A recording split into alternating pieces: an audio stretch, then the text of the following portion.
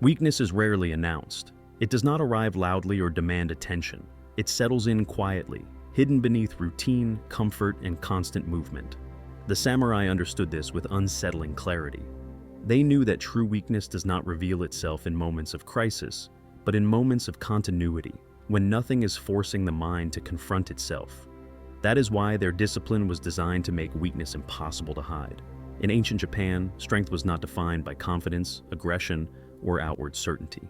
It was defined by what remained when distraction was removed. Zen practice, Bushido discipline, and the daily systems of the warrior class all shared a single purpose: exposure. Not exposure to others, but exposure to the self.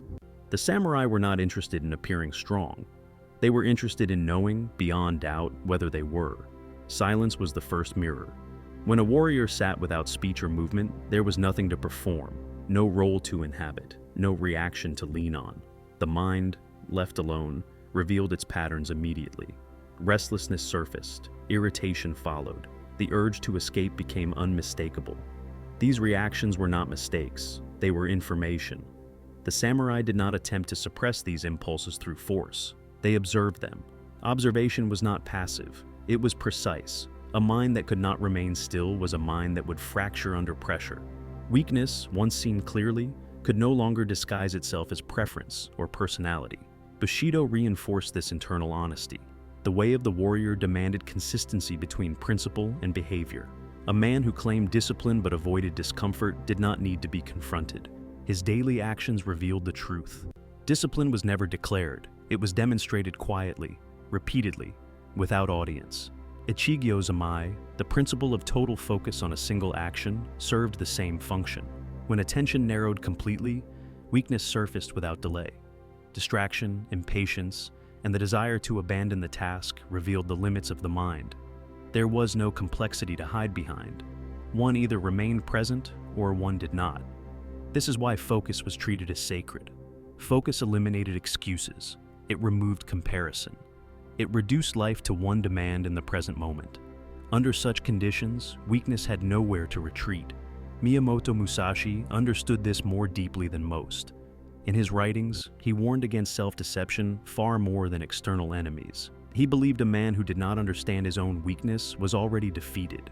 Musashi's discipline was severe not because he sought hardship, but because severity removed ambiguity. In Dokodo, he advised against seeking comfort, pleasure, or reassurance.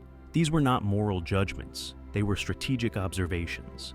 A man who depended on comfort would unconsciously avoid the very conditions that revealed his limits.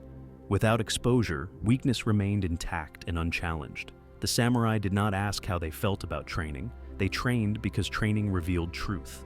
Kaizen, the principle of continuous refinement, was not about improvement driven by ambition.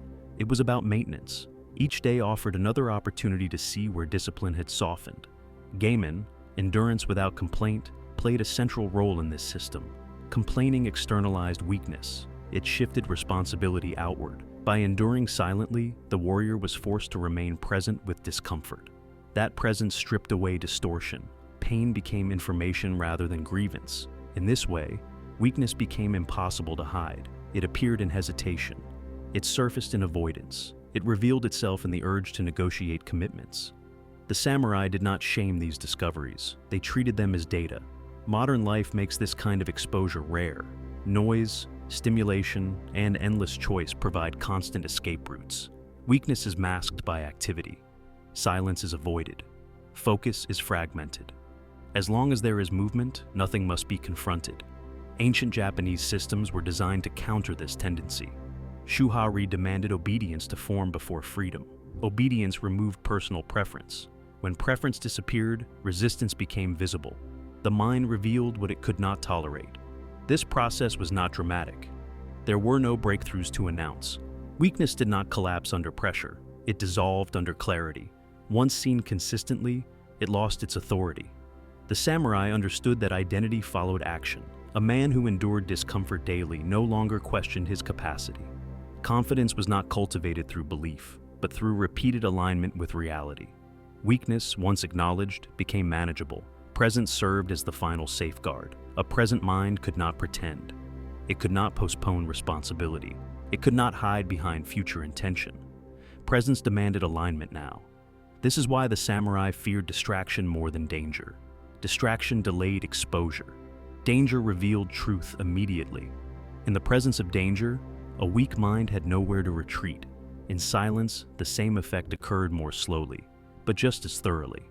The goal was never perfection. The goal was honesty. A disciplined life made dishonesty toward oneself impossible. Each practice acted as a mirror, and each mirror removed another layer of illusion. When weakness could no longer hide, strength emerged naturally, not as force, but as steadiness, not as confidence, but as reliability. The warrior did not need to prove anything. His alignment spoke for him. The samurai understood that strength was not something achieved once and displayed. It was something preserved quietly, through daily alignment. When weakness could no longer hide, there was no need for correction or judgment. The mind simply returned to what was necessary.